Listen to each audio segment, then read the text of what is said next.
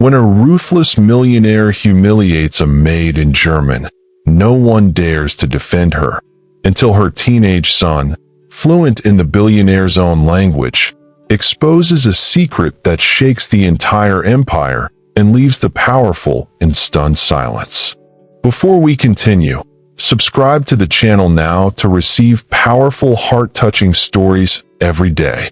The ballroom of the Grand Manhattan Hotel glittered with opulence. Crystal chandeliers bathed the marble floor in golden light, while waiters glided between tables of businessmen, politicians, and celebrities who toasted one another with forced laughter. At the center of it all stood Klaus Reinhardt, a German-American tycoon whose arrogance was as sharp as the tailored lines of his black suit. He was a man who owned not just companies but people's silence, a figure feared for his power and biting sarcasm. Tonight, the gala was meant to celebrate a new international partnership, but Klaus, as always, found his entertainment elsewhere. Near the back, Helena, a middle-aged housekeeper dressed in a simple navy uniform, quietly refilled glasses and gathered plates, hoping to remain invisible. She had served the Reinhardt family for years with loyalty, though never with respect. Klaus's cold eyes followed her movements with disdain. When a glass slipped slightly in her hand, he leaned toward the table of investors and smirked. In fluent German, he whispered a cruel remark comparing her to a clumsy servant fit only for scraps. His words weren't meant for her ears. They were for his audience, who erupted in muffled laughter, assuming the insult was safe, locked behind a language barrier. Helena didn't understand, but she felt the sting in the way the laughter spread across the table. She bowed her head, cheeks burning, hiding her humiliation. The guests enjoyed their private joke, and Klaus basked in his moment of superiority. Yet one person had understood every syllable. Daniel, Helena's 14-year-old son, standing quietly with a tray near the service door, froze as the words hit his ears. He had studied German in secret for months, fascinated by languages and determined to prove himself more than the world expected. His heart pounded, anger rising in his chest. No one knew what was about to happen next, but the boy's decision would shatter the silence of the room. The gala was more than just a party. It was a showcase of influence. Every detail screamed of wealth and status, from the polished oak tables adorned with crystal centerpieces to the string quartet playing softly near the stage. Around the room, powerful men and women exchanged rehearsed compliments, their eyes scanning for opportunities rather than connections. It was a place where reputations were currency, and anyone who didn't fit the mold of perfection was treated as disposable background. Helena, with her modest appearance and worn shoes, belonged to the invisible class that kept the event running while remaining ignored. Klaus thrived in this atmosphere. His laughter was louder than the music, his gestures broader than anyone else's, and his arrogance filled every corner. To the investors at his table, his mockery of Helena wasn't cruelty. It was a demonstration of dominance, a reminder of his command over even the smallest details of life. The guests leaned in, chuckling at his German insult, believing they were in on a clever joke. None of them expected that the moment would backfire in a way that would expose far more than they were prepared to see. Daniel's hands gripped the tray until his knuckles whitened. He had been raised in this world of shadows, always present yet unseen, always careful not to disrupt the lives of the powerful. But tonight something snapped inside him. His eyes moved from his mother's lowered face to the smug grin of Klaus Reinhardt. For the first time, Daniel felt that silence was not safety, it was betrayal. He didn't know exactly how the words would come out or how the guests would react, but he knew one thing with certainty. He couldn't let his mother stand alone in shame. And so, while the elite continued their shallow laughter, Daniel took a step forward that would turn the entire hall into stunned silence. The laughter at Klaus's table grew louder, echoing across the hall like a cruel chorus. Helena felt the heat rise in her cheeks, though she didn't understand the words. She only knew by the way the guests looked at her that she had become the punchline of the evening. She lowered her gaze, trying to retreat into invisibility, but her trembling hands betrayed her. To everyone else in the room, she was just the maid, an easy target, someone without a voice or power. That was precisely why Klaus enjoyed humiliating her.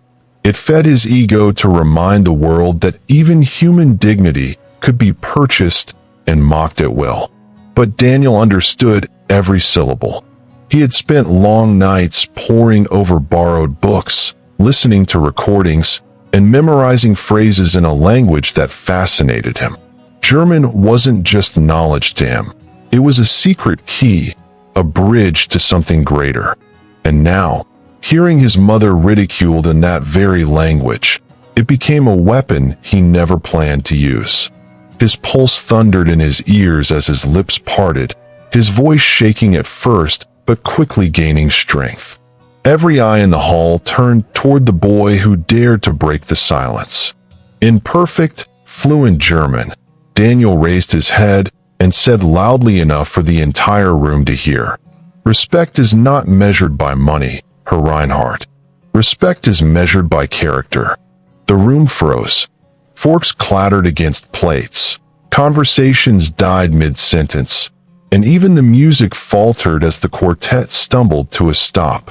Helena's eyes widened in confusion. She didn't understand what her son had just said, but the gasps around her made it clear that something extraordinary had happened. Klaus's smirk faltered, his face stiffening as he realized the boy had shattered his private joke and exposed him before everyone. And in that breathless silence, the tension in the hall grew unbearable, as if the entire crowd were waiting for the explosion that would surely follow. For most of his life, Daniel had been a shadow, moving through the grand corridors of power without ever being noticed. The son of a maid, he was used to being overlooked, his presence tolerated only because he carried trays, polished glasses, and cleaned up after the powerful. But tonight was different. As he stood before the richest man in the room, his small frame seemed to carry a weight far greater than his years. His voice still echoed in the minds of the guests, the sound of flawless German from a boy no one expected to speak at all. The once invisible child was now at the very center of attention, and there was no turning back. Helena stood frozen, her heart torn between fear and pride.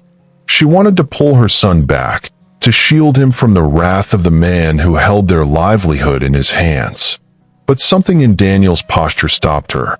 He wasn't shrinking under the scrutiny. He stood firm, his eyes locked on Klaus with a steadiness that made the room uneasy. The boy's hands trembled slightly, but not from fear. It was the weight of conviction coursing through him. His German wasn't just a response. It was defiance, and it carried a truth that couldn't be ignored. For the first time, Helena saw her son not as a child, but as a young man standing on his own battlefield. Klaus's jaw tightened, the arrogance in his expression giving way to something darker, anger mixed with disbelief. His empire had always been built on control, on silencing voices before they rose, on mocking those who couldn't fight back. Yet here was a boy, a servant's son, speaking the very language Klaus believed protected his cruelty. The guests leaned forward, captivated by the clash of worlds, as whispers spread like wildfire across the hall. What would Klaus do now? Would he laugh it off, crush the boy with words, or reveal the fury that everyone feared? The air was thick with anticipation, and everyone knew this confrontation had only just begun.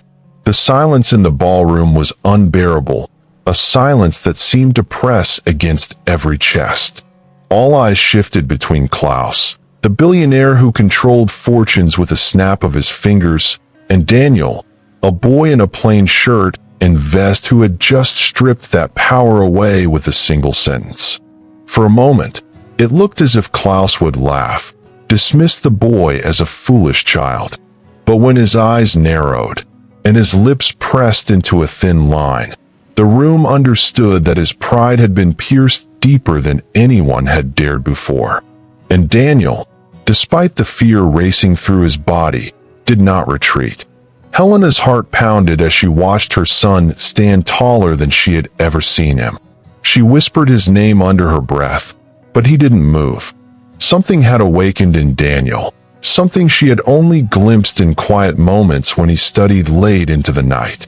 He had always been curious, always eager to learn, but this was different. His voice no longer trembled. His German words carried weight, rhythm, and authority, flowing like a river that had broken through its dam. In that instant, the boy who had lived invisible in the margins of power was suddenly commanding the attention of New York's elite.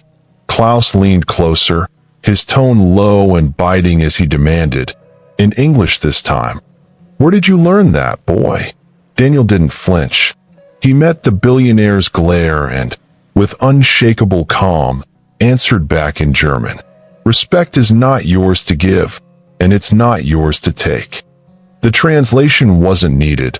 The fire in his tone told the story clearly enough. Gasps rippled through the audience, and whispers filled the air like sparks before a blaze. Investors, politicians, and journalists watched intently, realizing that this was no ordinary boy, no ordinary evening. Something had shifted, and the question hanging in the air was chilling. How much more did this child know, and how far was he willing to go?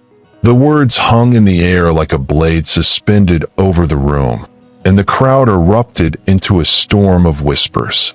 Investors craned their necks, journalists scribbled notes, and society's finest exchanged uneasy glances. What had just happened was more than a boy correcting a man. It was a servant's son challenging the authority of one of the most powerful men in the city, and in his own native tongue. The balance of the evening had shifted, and everyone felt it. For the first time, Klaus Reinhardt's supremacy wavered, and the cracks in his carefully crafted image began to show. Helena clutched her tray against her chest, torn between terror and pride. She had always told her son to keep his head down, to endure humiliation silently, because survival depended on invisibility. Yet Daniel was standing in the middle of the ballroom, commanding a silence that none of the politicians or tycoons could have achieved. His words had landed like thunder, and his German was impeccable, not just fluent, but elegant, almost refined. Guests whispered that perhaps the boy had studied abroad or had secret tutors, because how else could he speak so flawlessly? Each speculation only made the spectacle more electrifying. Klaus's face flushed red, and his hand tightened around the stem of his glass until it nearly snapped. His pride demanded retaliation, yet the eyes of the entire room held him in place. He was cornered, and he knew that one wrong move could turn his empire of respect into a circus of ridicule. Still, the fire of his ego burned too fiercely to let the boy go unpunished. He straightened, his smile sharp as a knife, and said loudly enough for all to hear, "So the maid's boy wants to play scholar? Then let us see how much German he really knows." The challenge sent a ripple through the room. Every head turned toward Daniel, waiting to see if he would falter under the spotlight, or rise to meet the billionaire's trap. Klaus set his glass down with deliberate calm, the faint clink echoing across the ballroom, as if it were a gavel striking judgment. He leaned forward, eyes fixed on Daniel like a predator testing the strength of its prey. Switching back to German, he spoke slowly, each word dripping with arrogance. "Do you even understand the weight of the language you dare to use? German is not for servants' children to mimic." His voice carried over the hall, and the audience gasped at his brazen attempt to reassert dominance. He expected the boy to shrink, to stumble, to retreat into silence. But Daniel's chin lifted higher, his youthful face illuminated by the chandeliers above. For the first time, the roles felt reversed. Daniel's voice, though not loud, carried with it a clarity that silenced even the faintest whisper around the tables. In flawless German, he responded, "Language belongs to no one. Respect belongs to everyone." His words rang out with such conviction that the room trembled with a mixture of admiration and disbelief.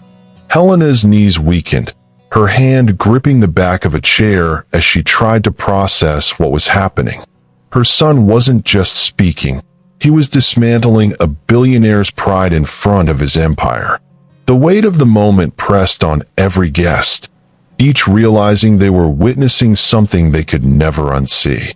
Klaus's smile flickered, but the fury in his eyes only deepened. This was no longer a game. It was a direct challenge to his authority. He stood abruptly, the scrape of his chair loud against the marble floor, and walked toward Daniel with slow, deliberate steps. The crowd parted instinctively, like waves retreating from a storm. Standing face to face with the boy, Klaus bent slightly, his voice low and venomous, though every guest strained to hear. "Tell me, boy, what else have you learned?" The menace in his tone was unmistakable. The question wasn't just curiosity, it was a threat. And as the tension crackled in the air, everyone knew the boy's next words could ignite a fire that no one would be able to contain. Standing face to face, Klaus let his shadow loom over Daniel, his voice low enough to sound private, but sharp enough that nearby guests could catch every syllable. "Careful, boy," he hissed in German. "Knowledge can be dangerous in the wrong hands. And your hands look very fragile."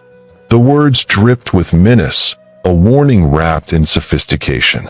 The boy's defiance had amused him for a moment, but now it was becoming a liability. Klaus couldn't afford to appear weak before his investors, and if this child dared to keep speaking, he risked unraveling more than just pride. He risked secrets buried deep within the empire's walls.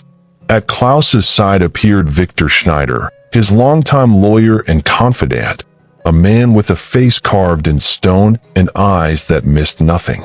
Unlike Klaus's brash arrogance, Victor's danger was subtle, wrapped in the cool efficiency of someone who destroyed reputations quietly, without leaving fingerprints. He bent slightly toward Klaus, whispering just loud enough to be overheard. One bold child can bring down empires if left unchecked. The remark rippled through the audience like a chilling prophecy, and for the first time, many guests wondered if Daniel's words were more than a child's defiance. What if he really knew something? What if this boy carried truths the Reinhardts never wanted exposed? Daniel's chest tightened, but he refused to look away. The weight of the billionaire's warning pressed on him, yet his mind raced with the memories of documents he had glimpsed in German while helping clean the Reinhardt library. Papers full of phrases that made little sense to him then, but burned in his memory now. His lips trembled as if ready to speak more, to pull another thread from the tapestry Klaus fought desperately to keep intact. Helena's hand twitched as though she wanted to pull her son back into safety, but it was too late. The boy's silence alone was dangerous enough, because everyone in that room now believed he carried a secret. And secrets, once suspected, can never be buried again. Daniel's lips parted, and for a moment the crowd held its collective breath. He could have stepped back, swallowed his words, and allowed the moment to fade into nothing but whispers. But something stronger than fear anchored him to that spot. In measured German, his voice steady despite the tremor in his chest, Daniel declared, "I know that the words you used tonight weren't the first hidden behind this language. I've seen contracts written in German, Contracts with words no one else here could read. His statement cracked through the room like thunder, silencing the clinking glasses, silencing even the music. Every guest knew he was no longer speaking of insults. He was speaking of power, money, and deceit. Gasps rose from the tables. A senator leaned forward, eyes narrowing with suspicion. Two investors exchanged hurried looks, suddenly restless. If what the boy claimed was true, it meant there were hidden agreements, concealed in a language most of the American elite couldn't decipher. Helena's heart sank as she realized what her son had just stepped into. This was no longer about defending her dignity. It was about exposing a truth that could topple Klaus's empire. She wanted to shout, to tell Daniel to stop, but her voice failed her. Even Victor, the calculating lawyer, stiffened slightly, his jaw tightening as though the boy had struck a nerve he wasn't supposed to know existed. Klaus forced a laugh, sharp and hollow, but it did little to mask the storm behind his eyes. He raised his glass high, pretending amusement, though his hand trembled slightly. "A child speaks of business as if he were a scholar," he said in English, trying to regain control of the crowd. "Do not believe every story told by the son of a maid." But the laughter he hoped for never came. Instead, murmurs spread faster, suspicion blooming in the corners of the room like wildfire. Guests leaned toward one another, asking if the boy could be telling the truth. And then, with a sudden burst of courage, Daniel lifted his chin and spoke again. This time naming a phrase from memory, a clause so specific in German that the silence that followed was absolute. Every guest turned back to Klaus, waiting for his response. The words Daniel spoke echoed like a verdict, their precision undeniable. Several German-speaking guests shifted uncomfortably, confirming with hesitant nods that the boy's translation was accurate. Others, though they didn't understand the language, could feel the weight of the revelation pressing down on the room. Helena clutched her apron, her breath shallow, as she realized her son had stepped directly into a battlefield far larger than either of them had ever imagined. It was no longer about a cruel insult. It was about exposing corruption in front of witnesses who had the power to ruin Klaus Reinhardt's empire. Klaus's face hardened, his forced smile now stripped away. He set his glass down with such force that it cracked along the rim, though he didn't seem to notice. His eyes locked onto Daniel, no longer seeing him as a boy, but as a threat, an intruder who had slipped past his defenses. Guests murmured louder now, some demanding explanations, others whispering that the Reinhardt fortune had long been shielded by secrets. Victor Schneider stepped closer, his calm voice carrying a menace more dangerous than Klaus's fury. "Be careful," he said smoothly. "A single lie in this room could destroy what little future you and your mother have left." But Daniel didn't back down. His voice shook, but only with passion, not fear. "It's not a lie," he said firmly, his gaze sweeping across the crowd. "I saw the papers in your library. Phrases written in German that didn't match the contracts the public received. I may be just a boy, but I know what I read." A hush fell once again over the crowd. Helena's eyes filled with tears, unsure whether they were of terror or pride. Klaus clenched his fists, caught between silencing the boy by force or pretending indifference. Either choice carried risk, and the entire hall sensed it. Just then, a chair creaked at the far end of the room. Slowly, an older figure rose, the patriarch of the Reinhardt family, Friedrich, eyes sharp despite his frailty. And with his presence, the tension reached a breaking point. All eyes turned as Friedrich Reinhardt, the aging patriarch, pushed himself upright with the help of his cane. His silver hair gleamed under the chandeliers, his frail body wrapped in a black suit that still carried the dignity of a man who once commanded empires. Though his health had long declined, His presence carried more weight than the speeches of every guest combined. The murmurs died at once. He lifted his trembling hand and, with a voice weak but resolute, asked Daniel in German to repeat the clause he had mentioned. The room froze, stunned at the audacity of a boy being summoned by the founder himself. Daniel's throat tightened, but he obeyed. In steady German, he spoke the line exactly as he had read it from the documents hidden in the Reinhardt library. The words flowed with clarity, not as a child reciting from memory, but as someone reclaiming truth. Gasps spread across the room as Friedrich's eyes widened, a flash of both recognition and pain crossing his face. Slowly, the old man nodded. "That phrase was never meant to vanish," he said hoarsely, switching to English so all could hear. "It was written as a safeguard for honesty, buried in contracts decades ago." His voice trembled, but his confirmation sent shockwaves through the crowd. Suddenly, the boy's claim wasn't just speculation. It was validated by the patriarch himself. Klaus paled, his composure crumbling as investors leaned in, furious whispers erupting from every corner. The implication was devastating. If clauses had been removed or hidden, it meant corruption wasn't just possible, it was likely. Victor Schneider's jaw tightened, and though his face remained calm, his eyes betrayed calculation, already weighing how to bury this moment before it spiraled out of control. Friedrich lifted a frail hand, as if calling for silence, but his words faltered, his body straining. The tension reached its peak as Klaus stepped forward abruptly, cutting his father off with a commanding gesture.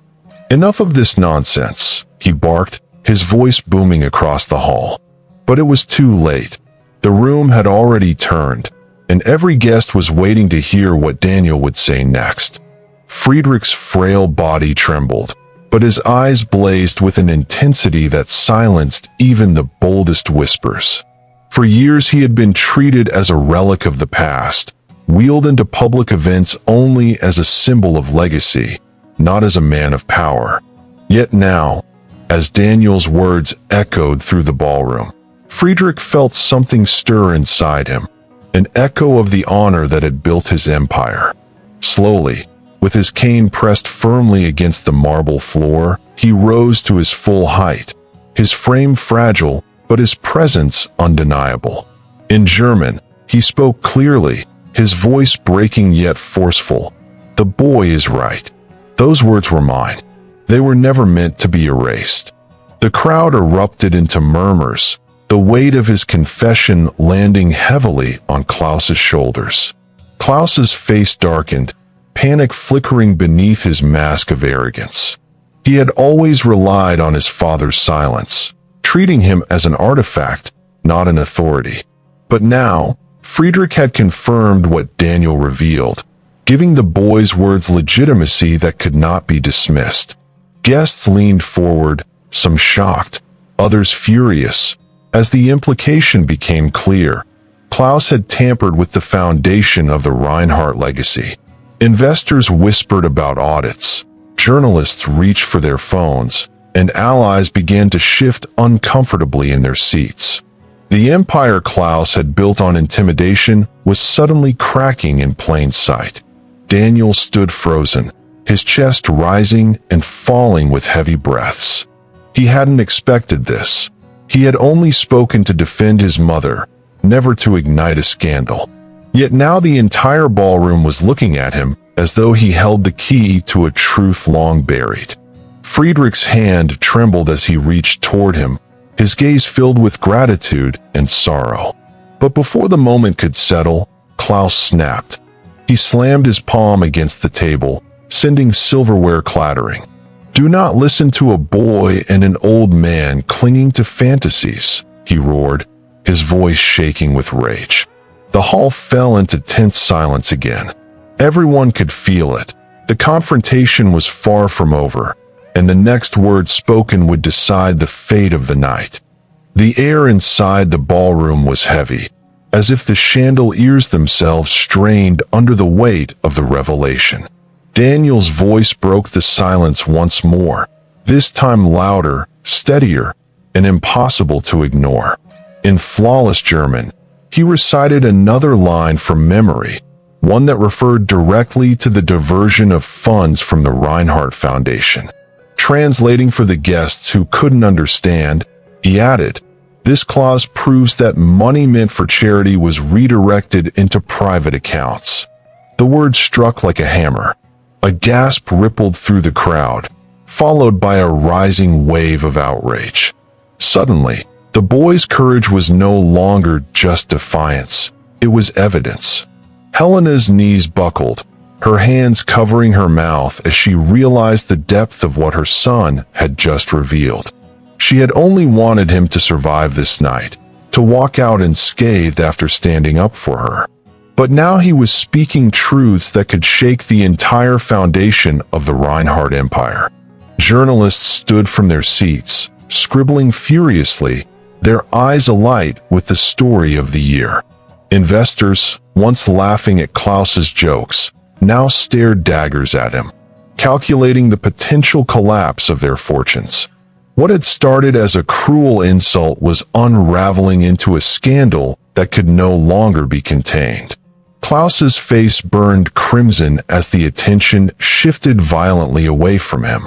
His empire of control was slipping, and he could feel it. He stepped forward, his towering frame casting a shadow over Daniel, his voice trembling with fury. "You dare accuse me in front of them? A child who doesn't know the first thing about business." His words were sharp, but his desperation was visible. And then, in the corner of the hall, Victor Schneider stood, calm and composed, his thin smile revealing that he had already anticipated this storm. Slowly, he stepped forward, a black folder in his hand. "Perhaps," Victor said smoothly, "the boy speaks with too much imagination. Let me show you what the truth really looks like." And as he prepared to open the folder, every heartbeat in the room quickened, bracing for the next blow. Victor Schneider's voice carried across the ballroom like silk concealing steel. He held the black folder aloft, his fingers deliberate as he opened it with theatrical calm. Inside were documents, neatly stacked, stamped, and dated, each one crafted to dismantle the boy's credibility. "Ladies and gentlemen," he announced smoothly, "before we allow a child to rewrite reality, let us remember facts. Here are records, contracts, and reports that show nothing but integrity in Mr. Reinhardt's dealings." His tone was steady, but his eyes gleamed coldly as he glanced toward Daniel and Helena, a silent warning buried in his smile. For a moment, some guests hesitated, torn between the patriarch's frail confirmation and the lawyer's polished display. But Friedrich raised his cane sharply, the crack against the marble echoing like thunder. His voice, weak yet unyielding, cut through the doubt. "Those papers mean nothing if they were rewritten in secret." The room gasped at the old man's defiance. Daniel's heart raced as he realized the danger was far greater than a simple argument. This was now a battle of proof versus deception, truth against manipulation. Helena reached for her son's arm, whispering that they should stop before things went too far, but Daniel shook his head gently. For the first time in his life, he felt the weight of responsibility not just for himself or his mother, but for justice itself. Klaus's mask cracked further as murmurs turned into open accusations. Investors stood, demanding explanations. Politicians whispered urgently to one another, calculating how close they could remain to a man whose empire seemed ready to collapse. Klaus clenched his fists, his glare darting between his father, the boy, and the restless crowd. In a last attempt to regain control, he roared, "This is a conspiracy, a trick to tear down everything I've built." But the fury in his voice betrayed fear more than authority. And as the hall teetered on the edge of chaos, Friedrich's voice rose once more, trembling but resolute. The truth cannot be erased. His words landed like a sentence. The guests leaned in, breathless, as they waited for the final blow that could either destroy Klaus completely or drag the boy and his mother down with him. The ballroom had transformed into a court of judgment, its glittering chandeliers now casting a harsh light on Klaus Reinhardt. The laughter and toasts that had once filled the night were replaced with voices sharp as blades. Journalists raised their cameras, snapping feverishly, while investors murmured about audits and legal action. For the first time in his reign of arrogance, Klaus looked cornered. His power, built on intimidation and secrets, was slipping away in front of hundreds of witnesses. Daniel, still standing firm though his knees shook, had become the unlikely center of gravity. The boy's words had turned the crowd against the man who once believed himself untouchable. Helena's eyes filled with tears as she saw the shift. The same guests who had mocked her moments before were now glaring at Klaus, not her. The shame that had once weighed on her shoulders had been lifted by her son's courage and replaced with pride so fierce it nearly overwhelmed her. Friedrich, the patriarch, raised a trembling hand toward Daniel. His voice cracked, but his message carried through the silence. Tonight, it was not a lawyer or an heir who restored our honor. It was the son of a maid. The declaration ignited the room. Applause erupted from one side, while shouts of anger at Klaus rose from the other. The empire was splitting before everyone's eyes. Klaus's face twisted in fury as the crowd turned against him, his empire unraveling in real time. He lunged forward, pointing at Helena and Daniel, his voice thundering. "You think this child will save you? You think his words will erase what I've built? I will ruin you both. I will make sure your names are destroyed before the sun rises." Gasps filled the air. For the first time, Klaus had abandoned the mask of sophistication and revealed the venom beneath. His threat reverberated across the hall like a curse. And yet, even as the words echoed, Friedrich struck his cane once more, steadying his frail voice to deliver the final judgment. Everyone leaned forward, breathless, knowing the end was near, but not knowing whose legacy would survive the night. The ballroom, moments ago a theater of arrogance, now pulsed with anticipation as Friedrich lifted his cane one final time. His voice trembled, but his words struck with the force of truth long denied. Without integrity, there is no legacy. The room erupted into thunderous applause, drowning out Klaus's fury. Daniel stood frozen, overwhelmed by the sound, realizing that his simple act of courage had shifted the weight of an empire. Cameras flashed, capturing the image of a boy standing beside his trembling mother and the patriarch who had reclaimed his honor. It was a tableau of justice, the arrogant silenced, the humble elevated, and the truth exposed under the golden lights. Helena's tears streamed freely as Friedrich gestured for her to step forward. "Your service was never menial," he said, his voice breaking. "It sustained this house longer than lies ever could." In that moment, Helena's humiliation was not only erased, it was rewritten as dignity. And then Friedrich turned to Daniel, placing a frail hand on the boy's shoulder. "You defended your mother in my language," he whispered in German, so the boy alone could hear. "And in doing so, you defended us all." The weight of those words pressed into Daniel's heart, filling the silence inside him with pride that no insult could ever steal away again. The hall vibrated with applause, but in the corner, Klaus stood shaking, his empire unraveling before his eyes. His lawyer Victor slipped into the shadows, abandoning a sinking ship. For the first time, Klaus faced a world that no longer feared him. Daniel, barely 14, had done what generations of powerful men had failed to do. expose arrogance and corruption with nothing but courage and truth. The cameras zoomed in on him as Friedrich declared the boy a symbol of integrity for the future of the foundation. Helena clutched her son's hand as the applause thundered like a victory hymn.